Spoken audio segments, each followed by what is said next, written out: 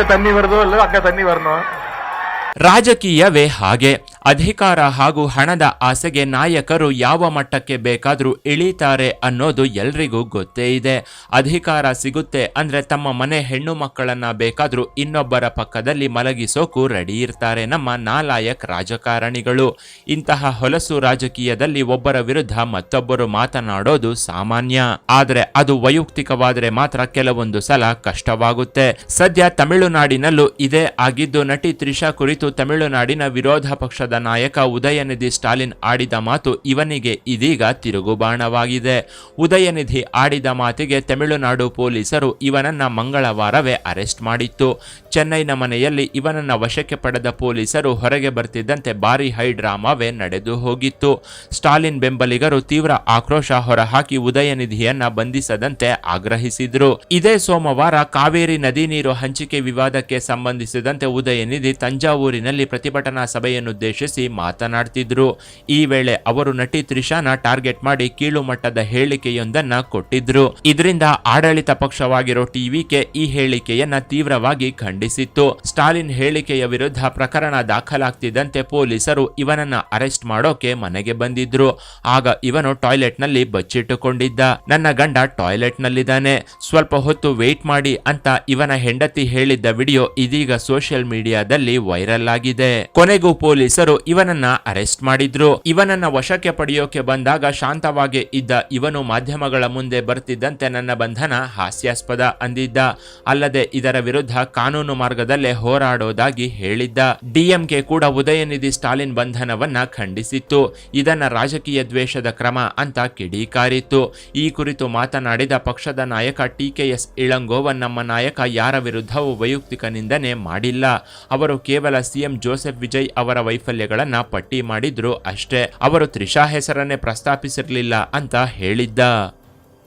DMK ಆರೋಪ ನಿರಾಕರಿಸಿದ್ದ TVK FIR ದಾಖಲಾದ ಹಿನ್ನೆಲೆಯಲ್ಲಿ ಉದಯನಿಧಿ ಸ್ಟಾಲಿನ್ ಅವರನ್ನ ಪೊಲೀಸರು ಬಂಧಿಸಿದ್ದಾರೆ ಅಂತ ಸ್ಪಷ್ಟಪಡಿಸಿದ್ರು. ಈ ಕುರಿತು ಮಾತನಾಡಿದ ಟಿವಿಕೆ ಪಕ್ಷದ ವಕ್ತಾರರಾಗಿದ್ದ ಅಮೆರಿಕೈ ನಾರಾಯಣ್ ಈ ಪ್ರಕರಣದ ಕುರಿತು ಸ್ಪಷ್ಟನೆಯನ್ನ ಕೊಟ್ಟಿದ್ರು. ಉದಯನಿಧಿ ಸ್ಟಾಲಿನ್ ಅರೆಸ್ಟ್ ಮಾಡಿರೋದು ಸಿಎಂ ವಿರುದ್ಧವಾಗಲಿ ಅಥವಾ ಸರ್ಕಾರದ ವಿರುದ್ಧವಾಗಲಿ ಮಾತನಾಡಿದ್ದಕ್ಕಲ್ಲ.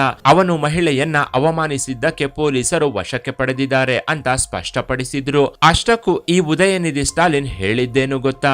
ತಂಜಾವೂರಿನಲ್ಲಿ ಕಾವೇರಿ ವಿವಾದಕ್ಕೆ ಸಂಬಂಧಿಸಿದ ಪ್ರತಿಭಟನೆ ಸಭೆಯೊಂದನ್ನ ಆಯೋಜಿಸಲಾಗಿತ್ತು. ಅದನ್ನ ಉದ್ದೇಶಿಸಿ ಮಾತನಾಡ್ತಿದ್ದವನು ಮುಖ್ಯಮಂತ್ರಿ ಜೋಸೆಫ್ ವಿಜಯ್ ಅವರು ಈ ವಿಷಯದಲ್ಲಿ ನಿರ್ಲಕ್ಷ್ಯ ವಹಿಸಿದ್ದಾರೆ. ತಮಿಳುನಾಡಿಗೆ ಕಾವೇರಿ ನೀರಿನ ಒಂದೇ ಒಂದು ಹನಿ ಕೂಡ ಸಿಕ್ಕಿಲ್ಲ ಅಂತ ಹೇಳಿದ್ದ. ಹೀಗೆ ವಿಜಯ್ನ ಟೀಕಿಸೋ ಭರದಲ್ಲಿ ಸಭೆಯ ಮುಂದಿದ್ದ ಯಾವನೋ ಒಬ್ಬ ಕೆಲಸಕ್ಕೆ ಬಾರದ ಕಾರ್ಯಕರ್ತನೊಬ್ಬ ತ್ರಿಷಾ ಅಂತ ಕೂಗಿದ್ದ. ಆಗ ತಮ್ಮ ಭಾಷಣವನ್ನ ಅರ್ಧಕ್ಕೆ ನಿಲ್ಲಿಸಿದ ಉದಯನಿಧಿ ಡಬಲ್ ಮೀನಿಂಗ್ ಬರುವಂತೆ ನೀರು ಬೇರೆ ಎಲ್ಲೂ ತಲುಪದಿದ್ರು ಅಲ್ಲಿಗೆ ತಲುಪಲೇಬೇಕು ಅಂತ ಹೇಳಿದ್ದ. ತಕ್ಷಣವೇ ನನ್ನ ಮಾತಿನ ಅರ್ಥ ಕಾವೇರಿ ನೀರು ಅಂತ ಮಾತು ಬದಲಾಯಿಸಿದ್ದ. முதலமைச்சர் வாயை திறந்து பேசுறாரா? பேச மாட்டேங்கிறாரு. அவருக்கு இருக்கக்கூடிய ஒரே கவலை என்ன? திமுக மேல என்ன பொய் வழக்கு போடலாம், என்ன பொய் கேஸ் போடலாம்.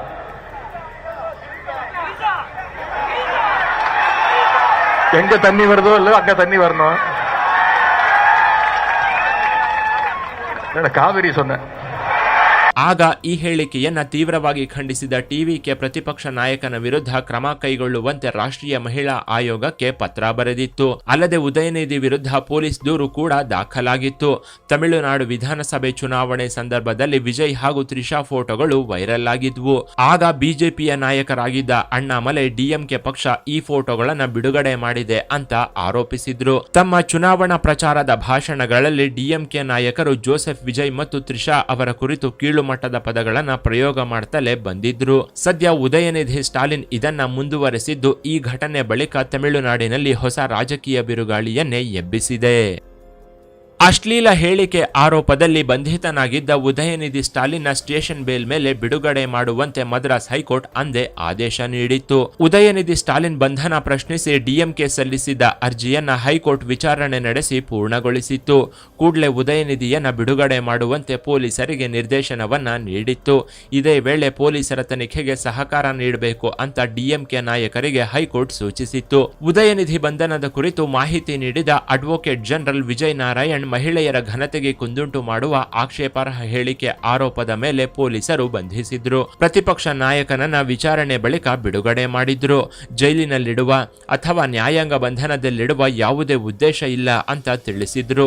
ಇನ್ನು ಉದಯನಿಧಿ ಸ್ಟಾಲಿನ್ ಬಂಧನ 2001ರಲ್ಲಿ ಇವನ ತಾತ ಕರುಣಾನಿಧಿ ಬಂಧನದ ಘಟನೆಯನ್ನ ನೆನಪಿಸಿತ್ತು. ಮಾಜಿ ಸಿಎಂ ಜಯಲಲಿತಾ ಅವರಿಗೆ ಅವಮಾನ ಮಾಡಿದ ಆರೋಪದ ಮೇಲೆ ರಾತ್ರೋರಾತ್ರಿ ಮನೆಗೆ ನುಗ್ಗಿದ್ದ ಪೊಲೀಸರು ಕರುಣಾನಿಧಿಯನ್ನ ಎಳ್ಕೊಂಡು ಹೋಗಿದ್ರು. ಈ ಎರಡೂ ಘಟನೆಗಳು ಮಹಿಳೆಯನ್ನ ಅವಮಾನ ಮಾಡಿದ್ದಕ್ಕೆ ಹಾಗೂ ನಿಂದಿಸಿದ್ದಕ್ಕಾಗಿ ನಡೆದಿತ್ತು. ಅಂದು ತಾತ, ಇಂದು ಮೊಮ್ಮಗ ಪೊಲೀಸರ ಅತಿಥಿಯಾಗಿದ್ದ. 1989ರಲ್ಲಿ ತಮಿಳುನಾಡಿನ ವಿಧಾನಸಭೆಯಲ್ಲಿ ಜಯಲಲಿತಾ ಸೀರೆ ಎಳೆದ ದೃಶ್ಯ ಹಾಗೂ 2001ರಲ್ಲಿ ಕರುಣಾನಿಧಿ ಬಂಧಿಸಿದ ದೃಶ್ಯಗಳು ಸದ್ಯಕ್ಕೆ ತಮಿಳುನಾಡಿನಲ್ಲಿ ವೈರಲ್ ಆಗ್ತಿವೆ. ಇನ್ನು ಈ ಸ್ಟೋರಿ ಬಗ್ಗೆ ನಿಮ್ಮ ಅಭಿಪ್ರಾಯವನ್ನ ಕಾಮೆಂಟ್ ಮಾಡಿ. ಕೆಳಗಿನ ಡಿಸ್ಕ್ರಿಪ್ಷನ್ ಬಾಕ್ಸ್ನಲ್ಲಿ ವಾಟ್ಸ್ಆಪ್ ಚಾನೆಲ್ನ ಲಿಂಕ್ ಕೊಡಲಾಗಿದ್ದು ಅದನ್ನು ಸಹ ಫಾಲೋ ಮಾಡಿ. ಇನ್ನಷ್ಟು ಇಂಟ್ರೆಸ್ಟಿಂಗ್ ವಿಡಿಯೋಗಳಿಗಾಗಿ ಚಾನೆಲ್ನ ವಿಸಿಟ್ ಮಾಡಿ.